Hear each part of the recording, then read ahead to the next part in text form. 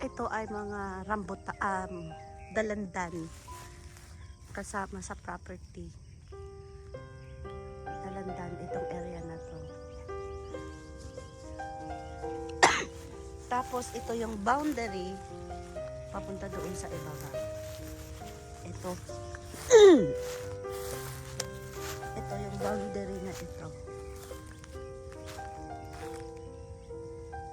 Ito yung puno na to, ito yung boundary niya.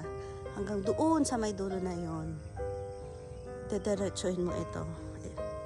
Hanggang doon naman din sa puno na yon. Hanggang sa ibaba sa may kawayan. May kawayan doon sa dulo. Didiretsuhin mo. Yan, yung puno na yan. Hanggang doon din sa ibaba. Yan. Itong puno na yan, kasama yan. Kasi didiretsuhin mo, yung ganari. Hanggang doon sa may ibabang yan, ng kawayan. Yan. Tapos, ito pa. Dati ito ay, ang pinagtatanim namin dito ay pineapple. So,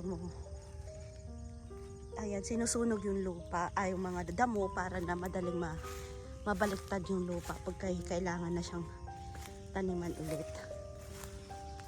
Ito mga dalandan. Namunga na ito, hindi lang niya ngayon panahon. Tapos hanggang doon sa kubo, sa may bahay. Yan, hanggang dito yan. Hanggang doon sa ibaba na yan. Ayan yung puno ng mga kawayan or yan. Kasama yan sa property. Yan.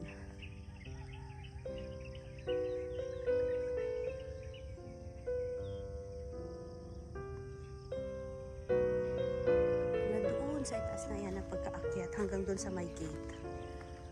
Ito ay nasa mahigit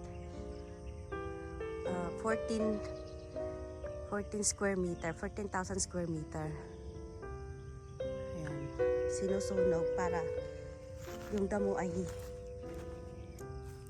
madaling mabaliktad.